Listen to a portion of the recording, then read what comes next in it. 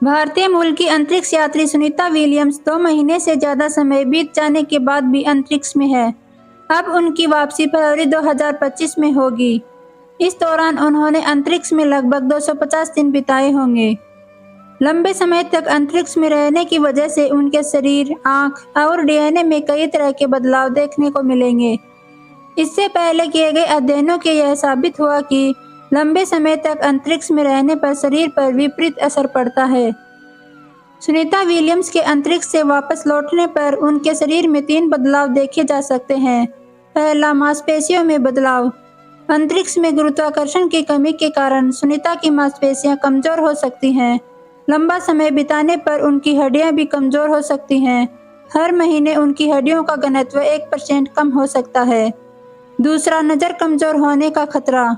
लंबे समय तक अंतरिक्ष में रहने पर सुनीता को space flight associate neuro ocular syndrome का सामना करना पड़ सकता है। इस समस्या से आंखों की नसों पर दबाव पड़ता है और नज़र कमजोर हो जाती है। तीसरा है रेडिएशन का खतरा। अंतरिक्ष में सुनीता को उच्च स्तर के विकिरण का सामना करना पड़ेगा। भविष्य में उनके कैंसर व अन्य स्वास्थ्य समस्याओं का खतरा बढ़ सकता है।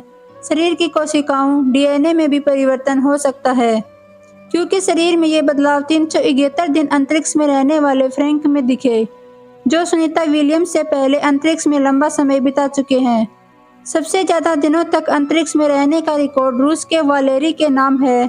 उन्होंने अंतरिक्ष में 437 दिन बिताए थे।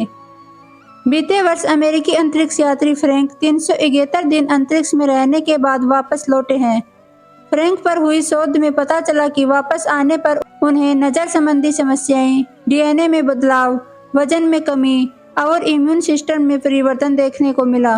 85 दिन से स्पेस में फंसी सुनीता की अगले साल होगी 2025 में वापसी। नासा ने 24 फरवरी को बताया था कि सुनीता और बुच फरवरी 2025 तक धरती पर लौटेंगे। नासा ने यह भी मान लिया कि आईएसएस पर फंसे दोनों एस्ट्रोनॉट को बोइंग के नए स्टारलाइनर कैप्सूल से लाना खतरनाक हो सकता है।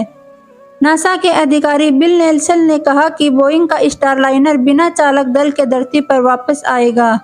सुनीता और बुच को 13 जून को वापस आना था, लेकिन स्पेसक्राफ्ट में तकनीकी खराबी के कारण उनकी वापसी टल गई थी। लेकिन अब नासा ने कहा कि वे फरवरी 2025 तक धरती पर लौटेंगे। नासा ने बताया कि सुनीता और बुच के लिए आईएसएस में सभी सुविधाएं उपलब्ध हैं। वहां खाने व ऑक्सीजन की पर्याप्त मात्रा है।